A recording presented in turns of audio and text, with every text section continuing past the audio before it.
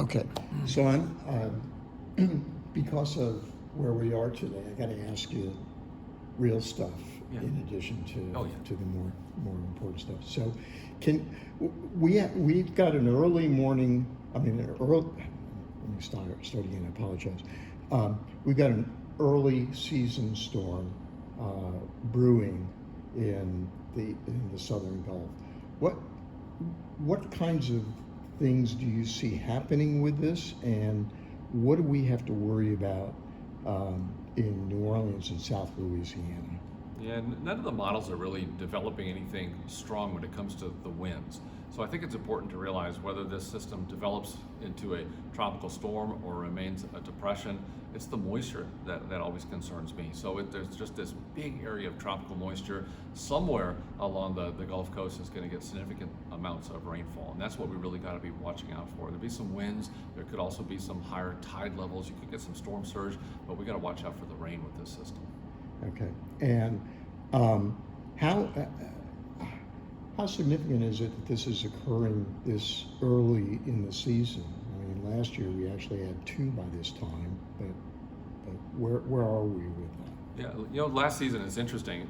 There's 7 years in a row we've had actually a tropical system, a named storm before June 1st. So we were just at a pace last season in 2020. We were going strong even in May, and then it just continued into June. So we haven't seen that type of activity like we had last year, but at the same time, pretty early. It's not uncommon in June to have these systems that form in the Gulf, and they don't give you as much notice. I mean, we're watching it, but when it really develops and starts moving north, all of a sudden that timeline is pretty short. So it's not completely uncommon to have a system like that in the Gulf. But at the same time, we got to take it serious because it doesn't have to be a hurricane to produce quite a bit of impact.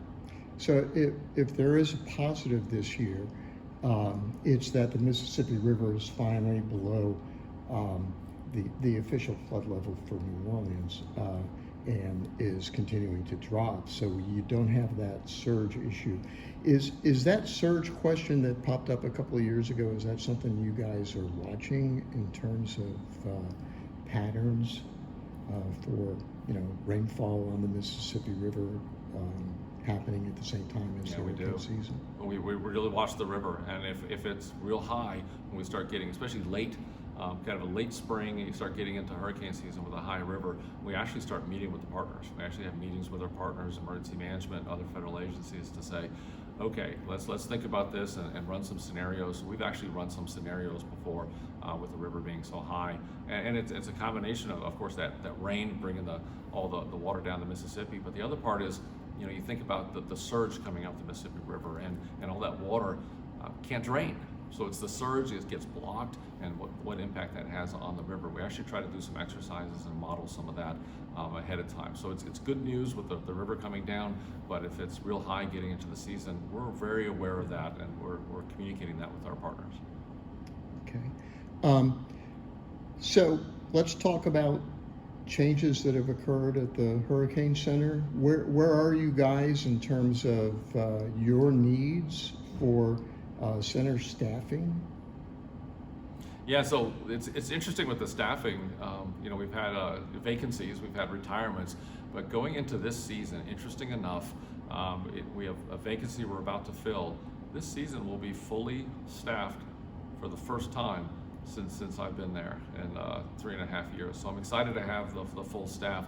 But I will say, when you look at seasons like 2020, if we're going to have a lot of seasons like 2020, we'll take everybody we can get. Now, last year, Lixian Avila retired, right? So who's your lead person now for the Caribbean and that area? Yeah, it's interesting. So Dan Brown, the warning coordination meteorologist, is helping me out with that. And actually, it's interesting. I'm going to bring Lixian back as a contractor. He has all those relationships with those countries. I'm actually bringing him back as a contractor, and he's going to help us out with that relationship, because it's priceless. It's speaking, not just speaking Spanish, but speaking the language of that country and knowing the culture and having those relationships is so priceless. So he will be with us this season, and hopefully for a long time, to help out with those relationships. That's great. Glad to hear that.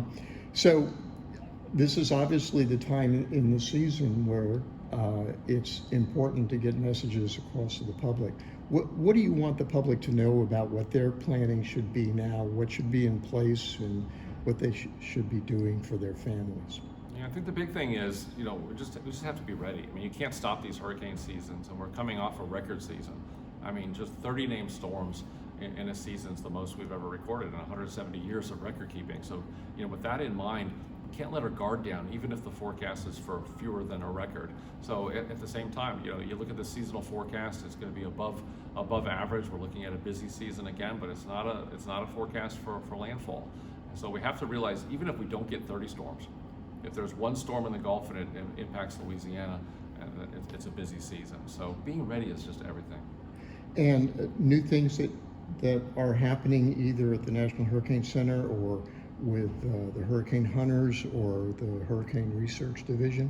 What's going on that we're going to see rolling out in the future for prediction and assistance for the public? So some exciting things. One of the number one requests that we got is we want to forecast further out in time. We're working so hard to get that 6 and 7 day forecast out, and we can do it. We've been doing it for several years at the National Hurricane Center behind the scenes. What we're struggling with is, how do you portray uncertainty of 500 miles or 800 miles? Is that a bigger cone? Is that another way to do it?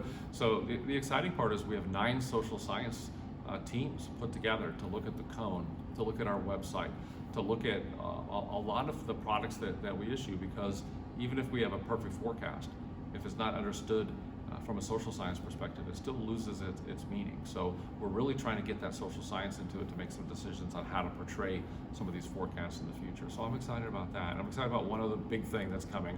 I don't think we've talked about this yet, so I'm excited to talk about it. It's in the infant stages right now, but I really want to get the researchers back in the building, working with our operational meteorologists. So at the Hurricane Center, we actually have a library that's been there since we built the building in 1995.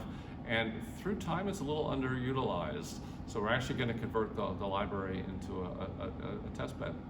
We're going to have research meteorologists from NOAA, universities, and eventually we actually hope to have everything from emergency managers and others in the business in there during an actual hurricane, to be able to go through that and work with the operational meteorologists. So I'm excited about that. We're building it, and we hopefully to have that done in the next year or two. So that'll be a place for the Joint Hurricane Test Bed? Yeah. Is that? Yeah. So that provides you with knowledge and control within your organization for the direction of what research is going to be going into. To get the researchers talking to the operational folks, they'll be able to share the operational need and put that into the research process, and the researchers can share that back in real time. So you think about research to operations, we normally think, 5-10 years? It's always long term. Why can't we do that in 6 months? Why can't we do that in a year and be able to really try some things out? We're going to do that. I'm so excited because it's probably since the 1980s since we had the researchers and the operational folks in a hurricane actually eyeball to eyeball. So I'm super excited about this project. And again, going back to the public and what they should know, this is the time of year when I'm telling people that they need to have plans in place. Can you go through a couple of those steps? Yeah, I think number one is I actually back it up one step. I always talk about know your risk, and because it's different if you're in Plaquemines Parish versus if you're in Washington Parish or Tangipahoa Parish. What's your risk? And are you along a river? Well, that's a risk, because the river could flood. Are you in an area that you're surrounded by skinny pine trees and you're at risk from the wind and the trees coming down? Or your trees that they have termites? That doesn't sound like a big deal, but it is, because I've done so many storm surveys and you see the tree down, you look at it, it's all rotted out in the middle. So know your risk. The trees, of course, the coast with the storm surge. So know those areas that you have that risk. Then write the plan for that risk, and in that plan, have it written down. So many times, I know what I'm going to do. Write it down, formalize it, and actually exercise it. It's just a step to really make it really hit home and work that plan. It's just so less stressful to work a plan written down than it is to make it up along the way. So have the plan. The other part is to have the supplies early. Nobody wants to wait in those lines. So if you're going to buy, I always talk about, if you're going to buy 1 can of green beans, why don't you buy 2 cans of green beans once a week? you buy an extra thing for your hurricane kit for the season. So it's getting things done now, well before the peak of the season. That's really what you have to do. Earlier is better. Okay. Thank you very much. That'll do it.